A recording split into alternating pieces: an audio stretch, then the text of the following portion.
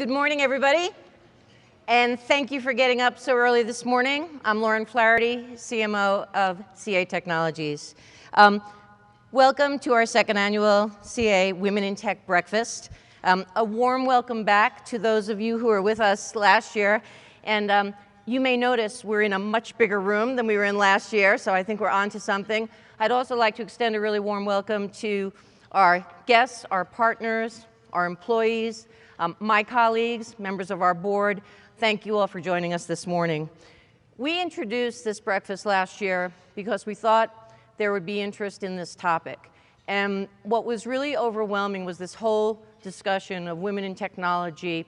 When we set it up last year, we got just an overwhelming response. In fact, we had to turn away people from registration, which is why we expanded into this much bigger room. And if you can look around you, it seems that the conversation continues to be of great interest, just by virtue of you all being here, and I know what time you had to get up. We're thrilled to be with you, and I'm also thrilled to thank PwC, our partners who have joined with us this morning to sponsor this breakfast. We're going to have a conversation about a really important topic: women in technology, women in leadership roles in technology.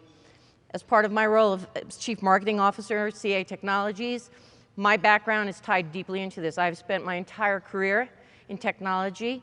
I love this category, and what I love about this category is the just endless opportunities it ignites in academia, in medicine, in business, for all people all over the world. It is the most exciting category on earth. I'm privileged this morning to be leading this discussion, and I'm going to do some introductions of our panelists. First up, Christine Goldberg, a principal at PwC and co-founder of their advisory Women in Technology program. Tella Whitney, president and CEO of Anita Borg Institute for Women and Technology, a social enterprise founded on the belief that women are vital to building the technology that the world needs. Among many other things, the Anita Borg Institute hosts the annual Grace Hopper Celebration of Women. It is the largest gathering of women in technology in the world, and that's quite an accomplishment. Tella, a big round of applause. And I'm proud to share that CA has been a partner with Anita Borg for over a decade. Angela Tucci, new to CA and general manager of CA's Agile Management team, and member of the Anita Borg Institute. Angela is a trustee. And last but not least, Talia Milgram Elcott, executive director and co-founder of 100K in 10. 100K in 10 unites academic institutions, nonprofit foundations, companies, government agencies, listen to this, with the goal of training and retaining 100,000 STEM teachers to educate the next generation of innovators. That's an incredible task. This multi-sector initiative was launched in 2011 by the Carnegie Corporation, announced by the Clinton Global Initiative, and is recognized by the White House, and CA is a partner with 100K in 10. Today, we'll be discussing how we can empower women in industries to support the development of future tech professionals and leaders. We'll talk about the many benefits that women bring to the workforce, and from this discussion, we hope that it will contribute to your own thoughts in terms of your careers, your goals, your ambitions, both for yourselves as individuals, but also for the organizations that you represent or the teams that you represent. We think this conversation is richest when it's actually cross-gender. These are issues that affect women and men. These are issues that affect the planet, and we're really eager to have a very active dialogue and an active discussion about this topic. Now, before we begin, I would like to introduce Chris Rutherford, Director of Strategic Alliances at PwC. Please join me in welcoming Chris. Thank you. Good morning. It is a great honor to be here on behalf of PwC, a company that is making many strides to ensure that women are represented equally in business, but especially in the tech-related fields. There's no one more excited to be here than me this morning at CA World with all of you in this panel.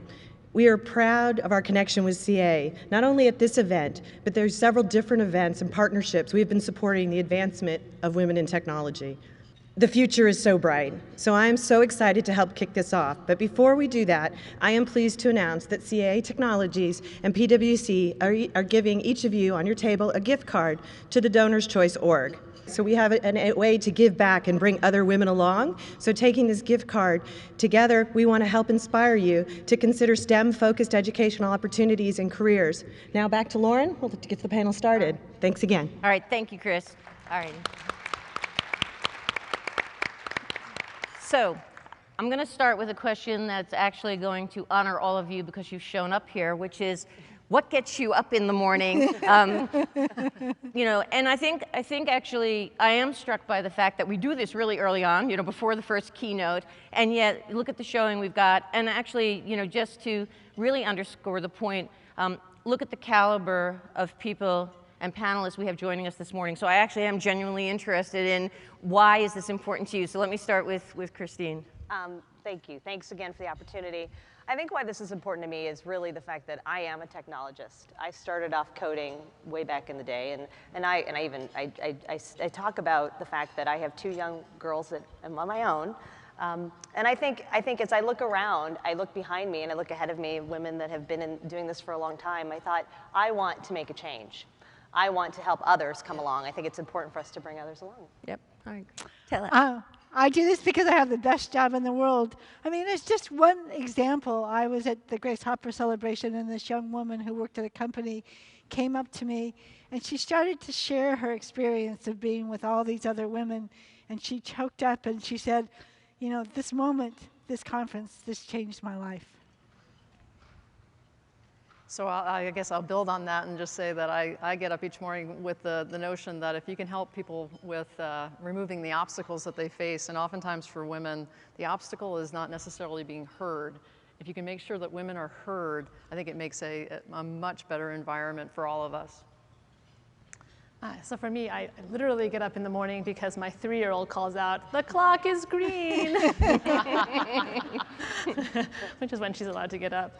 But what then gets me out of the house and to work is a vision for what a future could be like if 100,000 excellent STEM teachers are out there, but more than that, that they're teaching kids from all walks of life, in all neighborhoods, all colors, girls and boys, and that those kids then go out to solve problems that maybe we don't even see right now, don't even rise above the surface. And what would our world look like if we have now empowered a new generation of kids to have the skills and the knowledge, but also the curiosity and faith in themselves to go out and solve problems.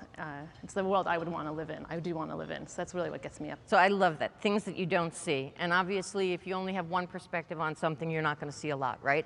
So kind of a wonderful segue into my next question, which is, you know, many of us who've grown up in this category, I've spent my entire career in this category, and I remember, you know, early on thinking it was a lot like automotive, and many of you will shriek, but it was because I thought, this category, folks want to get under the hood. And for me, it was not so much. I actually wanted to understand what the benefit was, what the impact was, and I guess that's why I wound up in marketing. But what I'd like to get a perspective from you is, if how you see something is a function of your perspective, and Talia, I actually want to start with you, what do you think the perspective of women, of STEM teachers, for example, will bring to how we look at technology? Because it's going to change the lens, and I think it would be interesting to see from, you know, everybody on the panel how you think that lens will change. So one of the things we've been focused on recently, really apropos this conversation here, is engineering. So much of our built world is built by men. In fact, like only 10% of engineers are women. And we've been thinking about how do we seed the next generation of engineers, and how do we get more of that in the K-12 space so we don't lose people before they even start. And one of the things we've taken heed of is that there's a program now called the Grand Challenges in Engineering, which universities are adopting around the country. And they're focusing engineering on solving big problems that matter. And what they've noticed is the second they start those programs, they pretty much fill the programs with 50% women. And women are excited about solving real problems that matter to people. And framed that way, they will do as well in the hardcore math classes and in the engineering classes and in the physics classes as their counterpart males, and they persist there. So I think that part of this for me is the perspective of wanting to solve big problems and fix the world, make it better, is something that really inspires women. And when they show up there, then they can do it. Yeah. Angela? Well, I mean, the big problems piece that you describe, it harkens back to a story I heard about this woman at Carnegie Mellon, and she and her team have been focused on trying to bring clean water to developing nations, and they're doing it through creating paper that is in a book, where you can literally tear out the pages and it'll filter hundreds of liters of drinking water. Yeah. And it goes back to that notion of when you say that there's a big problem to solve for humanity, that you get women involved in ways that really fundamentally change the world for the better. Yep. Telly? So technology innovation is fueling our world. And there's no question that diverse teams will help to create better solutions and drives innovations. And why would you not want half the population to be at the table creating technology? It's not why you want women there. It's why wouldn't you want them there? Because they are going to create solutions for all of us. Yeah, and I'd like to echo that statement. I think the whole we talk about women and gender. I think it's more than just women and gender difference. It's around bringing diverse thought and diverse teams together to build the right solutions for. And we're in a client service business, to build the right solutions for our clients, giving them the opportunity and bringing the best and the brightest. Yeah. And it gives you that competitive edge. Yep. So there's an interesting kind of parallel to this as well, which is in addition to the perspectives, the data, and I'm sure many of you have seen the market studies, it's overwhelming in terms of the actual performance, business performance of companies who have more diverse populations, more diverse executive teams, more diverse boards. And there's data that specifically that suggests the performance increase can be north of 15%. So I'm actually going to start with you, Christine, given your work with PwC. What do you think the business case for women in technologies is? Yeah, so I think when we started around women in tech, and even the program that we started, and it's become now a way of doing business, it was really around the ability we talked about to retain and grow and attract top talent. And you talk about creating STEM programs and education. I think right now you see mostly 50% of new hires coming into our firm are women. But it was like, how do we take those technology women and really advance them in a pattern that allows them to grow and sustain and become the leaders that we want to see for tomorrow?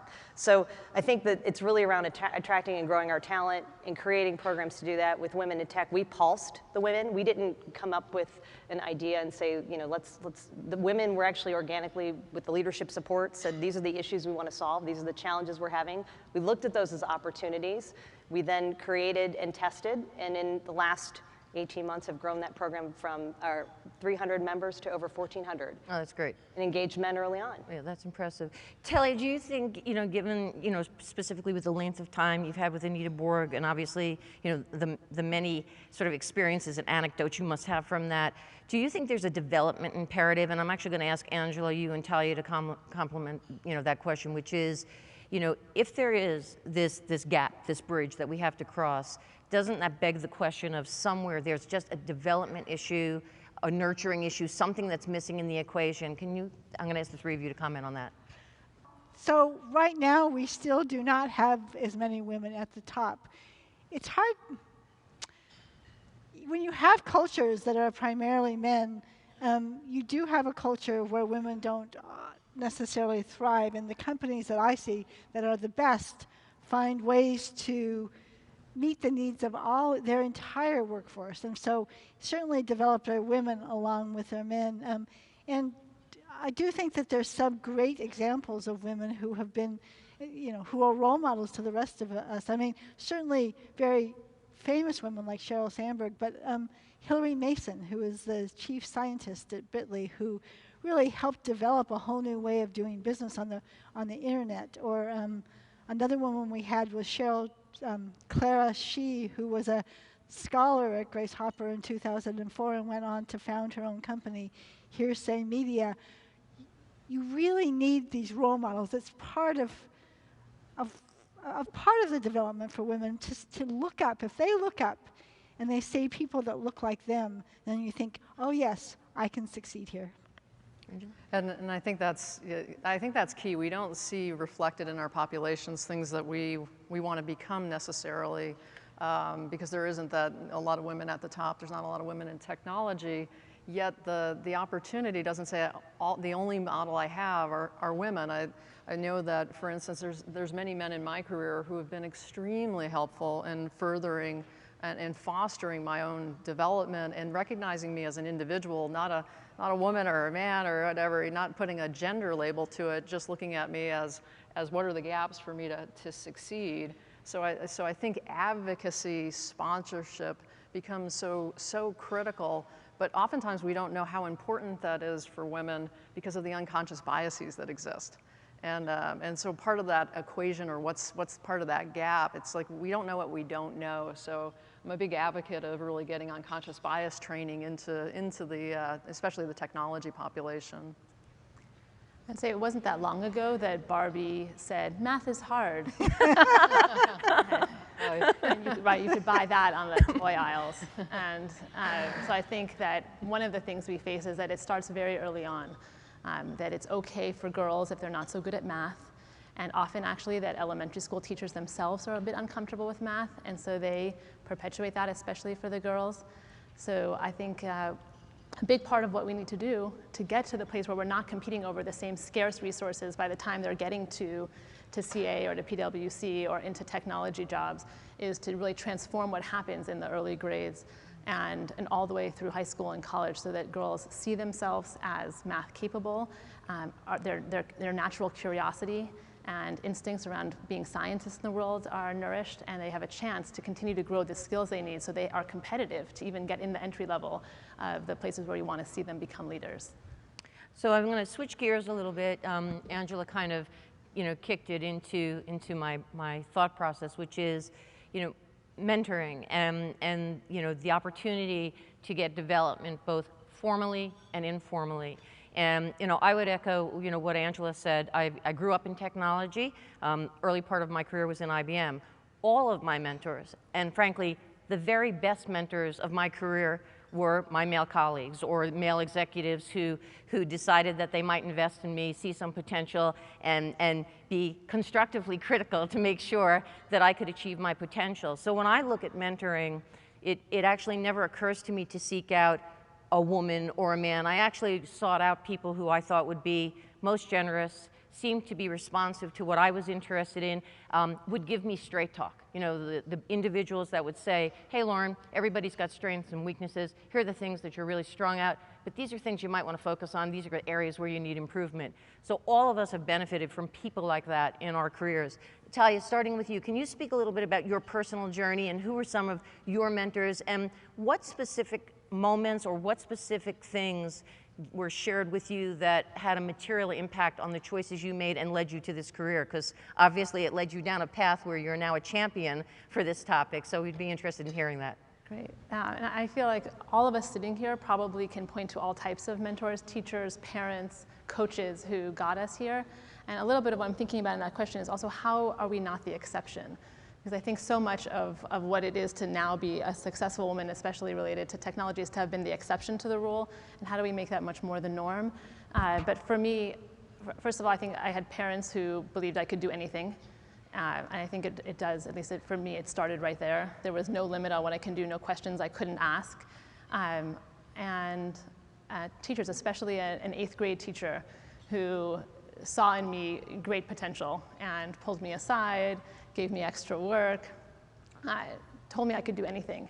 And I think that I still think of Mrs. Maid. Oh, that's great. Angela?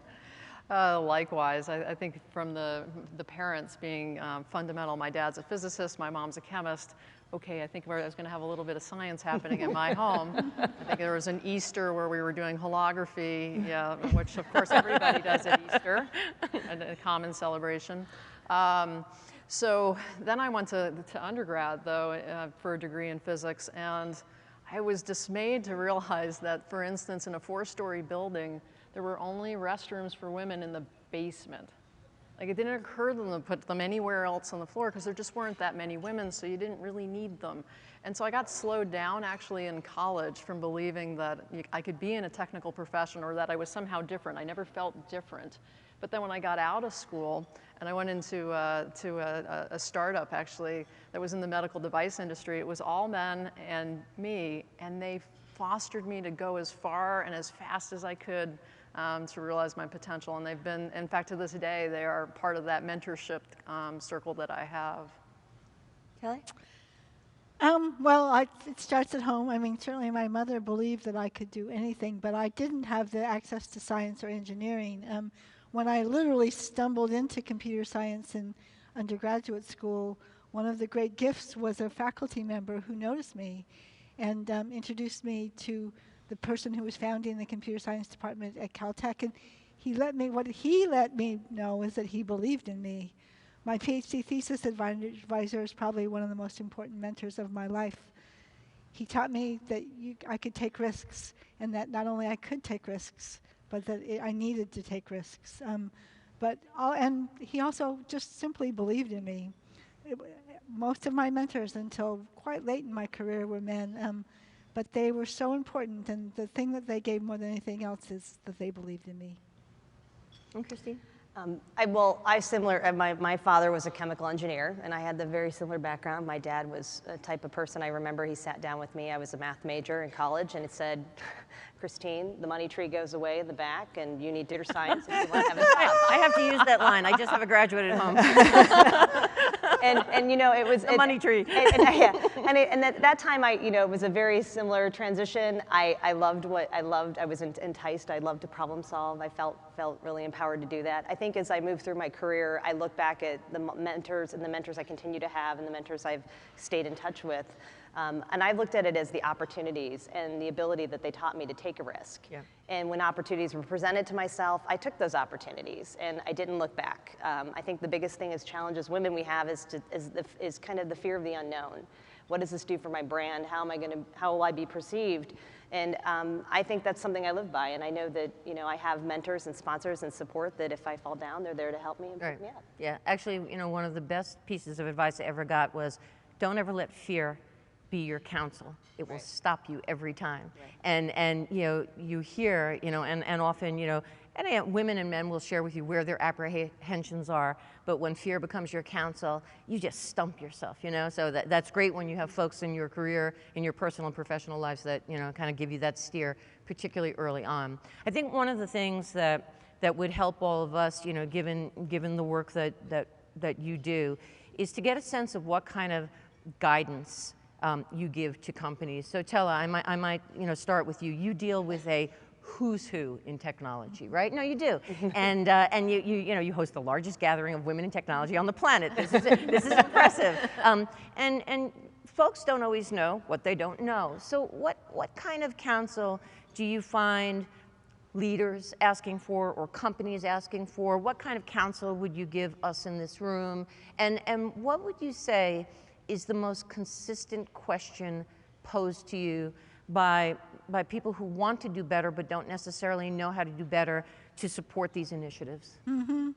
Well, great question. And the most common question I get is, what do I do? I believe in this. Now what? And there are very specific things that you can do. We work with companies, and the first thing is, how do you get more women in the room? And recruitment is an art. You have to really, the companies that come to Grace Hopper spend a lot of time thinking about how they're going to go ahead and recruit the women, these bright women who are there. So you need to go to where the women are, places like Grace Hopper, SWE, other places, and then also think about the ways in which you're recruiting. Who is the interview team? Make sure that you have a qualified woman candidate for all of your positions. So first, get them in the door. The second is to look at how you retain and advance them. I believe passionately that what you measure, you will change. We have something called the Top Company Leadership Index that looks at where women are along the pipeline. So first, you need to know where you are. Then you need to figure out where your pain points are. Look at how you are training your employee base at those pain points. Just as one example at Intel, they understood that on the way to fellow, they just didn't have very many women in the pipeline.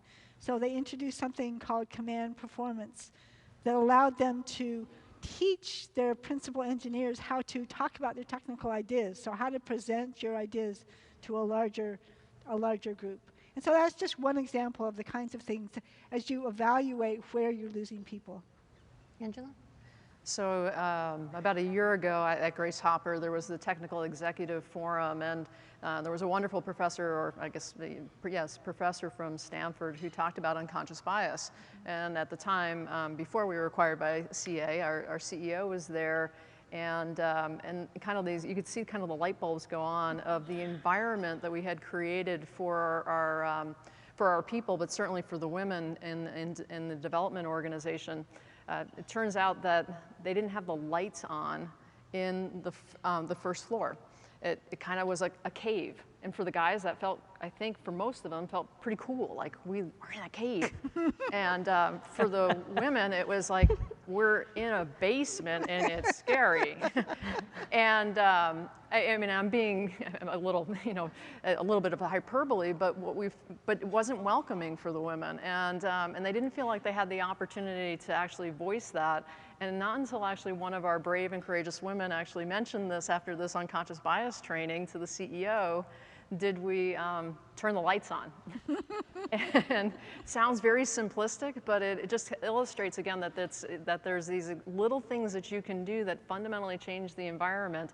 And now, quite frankly, the vibe in that basement or first floor is much more energized. So it was positive for both the men and women in effect. Let me flip that one on you and ask you if there's a reverse of that, which is unconscious bias that sometimes women can create on themselves.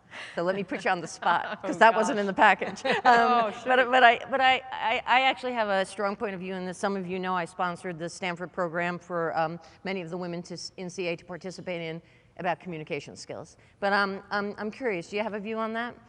Well, I think sometimes we take ourselves out. We opt out of an environment where we don't feel like we have our voice. And so we don't step in, we step backwards, we take up less space, we get small in the room, and suddenly we're not very heard because we think, I don't want to come across as the strong, boisterous, I don't want to be called the bitch.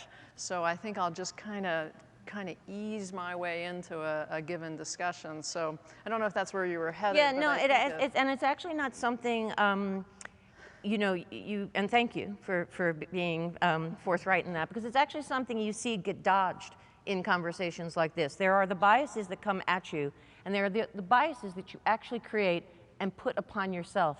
And you have to be super conscious about those, because sometimes you can create your own mischief, right? And so, I think in all of this, the constant recognition that it's two-way. It's constantly two-way. You're giving, you're receiving, and it's that classic, you typically get as good as you give. And so, I think it's very important that we look at unconscious bias, not just in what is coming at us, but in what we're contributing to it, because I think sometimes unwittingly, we're contributing in ways we don't fully recognize. But Talia, back to where I started and thinking about 100K and 10, what kind of counsel is being provided, to academia? This initiative is so important. Give us a little education on actually the scope of what you're doing, and then the counsel that you're giving to schools and businesses. Great, and then just one quick thought on this point, which is we've been working with a neuroscientist, Drew Weston, who spends a lot of time thinking about some of these issues and how we communicate. And he says that our better angels on these types of issues are our conscious angels. That all of us, when we are alert to it, want women to succeed, want minorities to succeed, want to see a more equitable playing field. But a lot of stuff rattles around our brain, right? We all were around when Barbie said, girls can't do math, math is hard, and we carry those biases. And so when we sort of bring them up to the surface, we do a much better job managing them and actually doing the stuff that we described, experiencing, in terms of mentoring the next generation. On the other side of some of the counsel, I actually would say this room is filled with incredible leaders, people in all different ways who have made and forged paths to get to where you are. And the biggest thing that 100K and 10 premises itself on is that any big effort is an all hands on deck piece of work. You can't get to any big challenge and overcome it if we don't all find a way to pitch in from our own strengths and experiences. And so we do that at 100K and 10 by creating a platform for museums, for corporations, for foundations, for nonprofits, for school districts, for government agencies to contribute by making a commitment to do something beyond what they would have done to contribute to the goal of the 100,000. And this becomes then the platform for all different types of organizations to do more, to share a single goal, and to together have a chance at achieving it. But in this room, there are folks who have made it, so find a way to contribute back. If the measure of our success is whether, having made it to the next peak, the next mountaintop, we reach back over and pull someone behind us up to where we are. And so find a way to get into a school, mentor a girl, go back to your university and offer some kind of program there, find someone to coach, get with a team of girls and run a Lego competition, find a Girl Scouts troop to support. There are so many girls who want to be where you are, and you are for them their role models, as much as you look to others to be role models for you. That's great, thank you. The topic of millennials is something, it's certainly for those of us who are in marketing, we're pretty dialed into it. Millennials roll a little differently than some of the previous, sort of generations that have come into the business workplace. And they have some, very particular dynamics. Effectively, this is the first generation of folks coming into the market who were effectively born in the cloud, right? They were born in the advent of the internet. So their sensibility about technology is native, right? They're digital natives. And when you read about them and you read about their predisposition to be digital first. So I love the stats that you read about when they say, what would you rather do? Have a face-to-face where a doctor or do a video chat? It's like 90% would prefer to do a video chat. It's going to be interesting what it does to medicine. But they are definitely wired a bit differently. And I think they're giving us kind of a sense of what's to come in terms of how technology will be consumed. And it must have implications for women in technology. So Talia, I'd love a thought from you in terms of what specific things are you seeing in the life cycle from the cross-section of women who participate in Anita Borg, from the millennials, all the way up to the baby boomers? Are there any particular trends or dynamics or chasms that you're seeing in terms of consumption of technology, and what companies who are technology companies should be thinking about? Sure. So at the Grace Hopper celebration, well over half of our attendees are under 30. And they do come at it differently. Millennials, they want to work in teams. Exciting work is really important to them. Gender equity is actually really important to both the men and the women. They really want a work environment where they can partner. The men expect to be able to spend time with their kids. And so technology is just how they live and breathe. And so, yes, although today much of the leadership is not coming from this generation, you better believe as they move up that it's going to change the way that we do business. Angela, insights from a product development point of view, if you think about building products that matter, building technologies that are relevant, what thoughts come to mind? Well, I think it's, technologies for everyone, as you're pointing out, that the people who are sitting on the other side of what we're building are men and women, and if we're not reflecting that the builders are actually similar to the people who are consuming, then we're going to miss the mark. In fact, I was thinking as I was putting my laptop in my handbag today about the old days of the black laptop with the hard edges with the big black bag. I'm like, there was no woman near building this thing. Clearly, this is not what. How about that C-prompt? Sorry. So bringing diversity into the development process is going to give you a broader audience, and I think empathy is one of the key words that comes into really product development cycles now too, to be much more effective with getting people to desire products, not just use products. Yeah, let me, and I'm going to ask Christine and Talia for you both to comment on that, but throw into Angela's remarks. 85% of all consumer purchases are led by women. In marketing, that's known as market power, right? and so I actually think this being dialed into the mindset, what matters is really important. And so, Talia, when you think about educators and this now generation of folks coming into the market, are they dialed into that sensibility, both the combination of the market power and the shift in how these millennials and the next generations will be more wired to how they'll buy? I think we're at an inflection point, and it can go either way. So classrooms today still look a lot like they did when we were all in school. Maybe instead of a blackboard, it's a whiteboard, but it's not fundamentally that different. And I don't know if all of you noticed that the Back to the Future, the date, right? Yeah. Did you see that? Yeah, It was here. And some of the things that we imagined would be the case by 2015 aren't. Cars look much the same now. They might go a little faster or a bit more gas efficiently.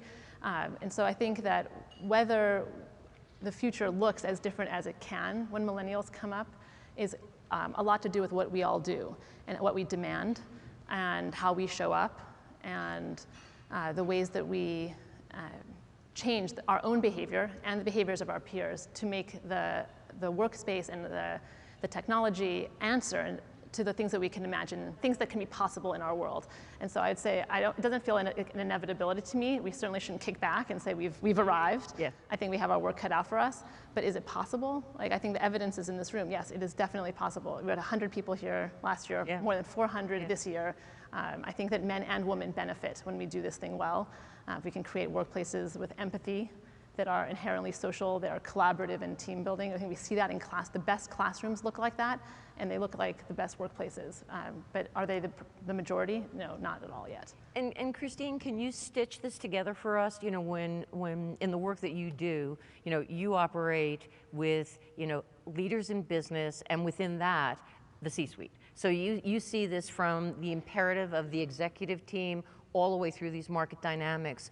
Across your client set, how do these thoughts come together, both in terms of the market dynamics and how they're shifting and the imperative from the top? Yeah, so I think there's a couple things that are happening. We were talking about it last night at dinner. I think now, if you look at where we were 10 years ago, and I went in undergrad, I was in a lot of classes with I was the only woman in the class. I think people are talking about it. And when I say they're talking about it, if you were to monitor the articles that come out on a daily basis at the C level, the amount of diversity discussions that are happening, that wasn't there 10 years ago. Yeah. And I think that's what's the shift that's happening. I wish I could fast forward 10 years from now. I know we said Back to the Future. My kids are riding a hoverboard, which we said in Back to the Future they would. I'm sure others have probably seen them around in Las Vegas.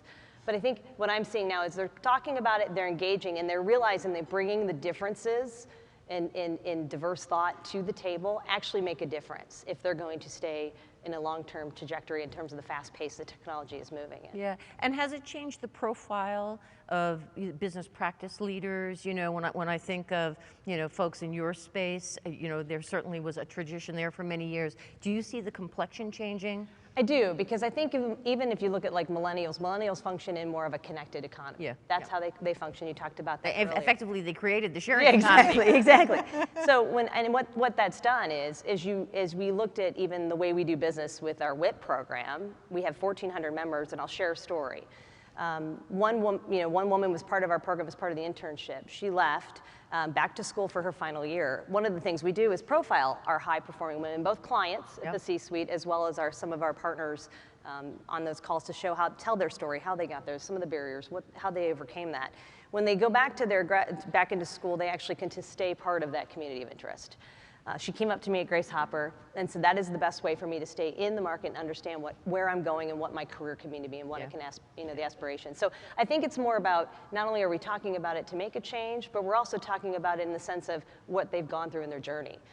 I talked last night as, I look around the room, I want to bring others with me, as do men, and we've engaged men through that whole conversation. Yeah, absolutely, absolutely. All righty, well, now we're going to open it up. There are folks on the floor who have mics, and we're going to open it up for Q&A. And so can we bring the lights up so that, and maybe could we take these down so that we can see everybody? Do we have any questions from the floor, please? We'd love to hear from you. Last year we had a lot of questions from the floor, so we provided a bit more time to do so this year. Any questions? We got right here in the middle, please, third table. It was really fascinating to hear about the unconscious and the unconscious bias and blind spots. And how has the language changed, or how should we change the language going forward? So like the words that we used to use in, I don't know, the 80s, what kind of words do you recommend that we take with us? I think Talia, we'll start with Talia, and she's going to talk about Barbie one more time. So Talia, go ahead. I think some of the frames that we have found to be extremely powerful, and again, that like sort of elicit those better angels in us, that everyone should have a fair shot at succeeding. Really, Americans believe that deeply, that that wherever you come from and whatever you look like, that you bring talent to the table, and that we're all better off if we have all those different perspectives. I feel like those are some of the big sort of frames. They aren't specific words, but there are ways to enter conversations that get at some of the business imperative pieces of this, that we won't be competitive, actually, in the 21st century if we don't have all of the brain power and talent that's in this country at the table helping us to innovate, is a way of talking across conversations and across levels in a company. Angela? Coding ninja. Can we get rid of that one? No, I mean, and think about job descriptions, right? That's a place where you see language that celebrates the hero. It celebrates it can be a little bit more male-oriented. Getting women to actually review job descriptions is really important. You mentioned millennials and wanting much more collaborative, teaming, empathetic, those sorts of terms versus sort of celebrating the individual, celebrating the team, that I think can really help. Kelly? I think it's language, certainly, but also images. I mean, where you're interviewing people, do you have superheroes on the wall? I mean, who are the role models? So it's language, and job descriptions are where you really want to start, but it's also the images. Can I just tag on that one? If you haven't seen Goldie Blocks, they have an incredible video of what if all of our heroes were girls, and they've redesigned all of the famous movies of the last 25 years with girls as the heroes. It's fabulous. It's great. And I think just to tag on to a little bit of that, it's around education and transparency. I think a lot of times we hear things or we see things, and sometimes we sit back and we, from our lack of confidence, women tend to be more quiet and sit in the back room, is speaking up and educate, because sometimes it's an unknown blind spot. When people say blind spots, it's an unknown bias. It's about educating and giving the feedback. Yeah, I think that's a great question. Thank you. Any others, please? Oh, way in the back there. Thank you. Hi. I had a peer who had a statement that she would say, which is culture eats strategy for breakfast. And so my question is, do you have examples where you have a company or a large corporation where this type of mentoring that you've been sharing about doesn't exist, and what are the enablers that would allow those companies to go from zero into the kind of culture that you're talking about? That's a great question. This notion of creating culture around networking and mentoring, it's really worth your time to look outside of your organizations. And some folks in this room who know and work with me know what I'm going to talk about. I was recently just beyond inspired by an opportunity I got to be part of the Young Jewish Professionals Mentoring Organization in New York City. And whenever I say that, people say, Lauren Flaherty, Young Jewish Professionals Organization, help me sync that. But I got invited to speak there. And what I discovered was really something incredibly powerful. First of all, Young Jewish Professionals Organization was predominantly male. There were 85 folks in the room, 2 were women, I was one of them, the other 83 were men. It is an organization of men in New York City, ages probably 40 to 80. And so I thought, these are great marketers, young Jewish professionals, and they're 40 to 80. This is very impressive. But what I loved about it, and it was fantastic, was you went into the room and it was speed dating content. This was the smartest networking I've ever seen in my career. There was the M&A room, there was the marketing room, there was the finance room. You went in, you learned about it, you had subject matter experts, you exchanged business cards, but what most impressed me was you're never done. You're a work in progress all the way through, and every person in that room recognized that. I would have certainly loved to have seen it be more diverse, but I really took a page from the kind of culture that creates nurturing and support through the entirety of one's career. And I'm not kidding around when I tell you there was somebody there who was 80, and it just blew me away. I thought, they're onto something. This is just a really great idea, and it stems from a culture that says nurture and support can be constant. Yeah, Telly, please weigh in. So I have a great example of cultural change, because cultural change is really hard, and that's Godaddy. Godaddy has a terrible reputation with women, but a few years ago they hired a new CEO, and he has gone about systematically changing the culture. So first of all, he went and he's brought in a lot of people to speak about what others are doing, including myself. He hired a great woman CTO, but looked at programs that worked within. And as our community got really upset that we were working with Godaddy, he went out on Twitter and talked to them. He came to Grace Hopper this year and actually got in front of 12,000 people and talked about not only his the percentage of women within his organization, but his compensation pay, which nobody talks about. So he's looking both internally at changing his culture, but also how he presents to the larger world. And it takes leadership from the top, along with a lot of other programs, and it's hard. Christine, how about? And I'd like to echo your comment. I think when you're doing this, a lot of times we talk about the problem and not how to fix the problem, and it does start at the top. I mean, our organization has been very supportive and has also continued to drive this both in the market with partnering with the UN and he for she and the different programs you're doing. But it really talks about organically what can you change and how do you migrate through that plan and make it a way of doing business. Right, exactly. I mean, that's the goal, is to make it a way of doing business. And that's what I was so struck by. It was just, I'm talking about the culture of a particular organization. It was so deeply woven into who they were. It was very impressive. Talia? I think that, first of all, culture strategy for breakfast is so right. And so you have to have the business case first, like why do this? You have to be able to bring people along that it matters. And then I would say that almost inevitably the solutions are inside. You don't have to search far for them. If you have empathy, if you can do listening, if you take a design approach to your own work, and we've done this around trying to increase engineering in K-12 schools where the culture is really quite antagonistic to it.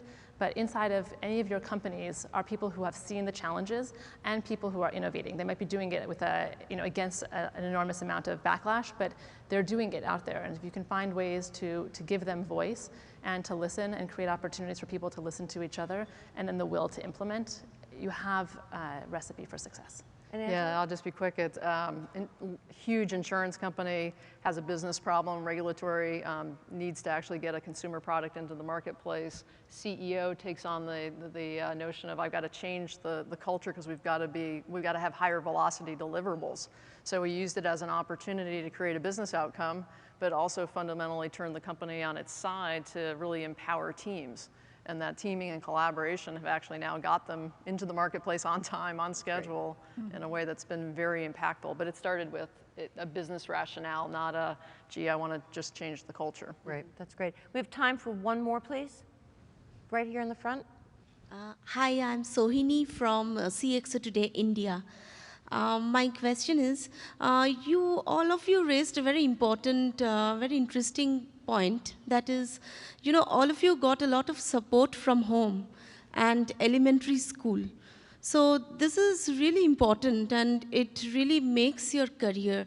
But big companies like PwC or CA or other companies, they generally tie up with universities. That's at a very high level. Now, what are you doing at the elementary level? Is there any program you have for, the basic level so that people are empowered and they get to, inspire more girls, more women into technology?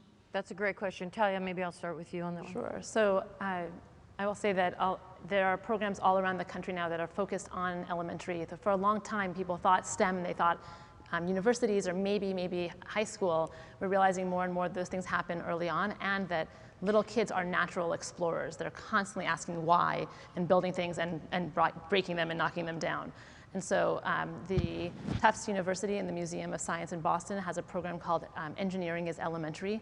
It's in schools, thousands of schools around the country. It's a phenomenal program. If you wanted to do something right now, you could bring that program into a school. The Girls, also a partner in 100K10, the Girl Scouts, also a partner, have started having their troops do STEM in a really serious way. They brought a troop to the White House for the science fair, 6- and 7-year-old girls who had used Legos to build a windmill. So I think there really are things right now that have national reach that you could tap into, many of them international. And you can do, I think that as much as all of us had parents who were phenomenal, if we only counted on the kids who have parents who will support them, we sort of know the universe that we're talking about. And so we need to find ways for the kids who don't have those parents to get that type of inspiration, mentorship, coaching, and support from their teachers or other caring adults in their lives. Thanks, Talia. And Talia, maybe I'll close with you on this. There's a lot of organizations that are doing great work in the K-12 space, and we support them as much as we can. Some that come to mind are Code.org, that's looking at computer science education in both high school as well as middle school and going down to grade school, although it's taught differently. The Girl Scouts and Girls Inc., some of the programs that they're doing, bringing technology into younger kids, is really important, and we want to support them as well as the Girls and Boys Club. And Girls Who Code. Girls Who Code is doing some great after-school work of just helping to support these young girls, and they're taking them, starting in young, but also working with them all the way through universities, because the problem is you can't just start with grade school. You need to have this continuum. That's the issue. That's great. Everybody, would you please join me in thanking our panelists, very special guests.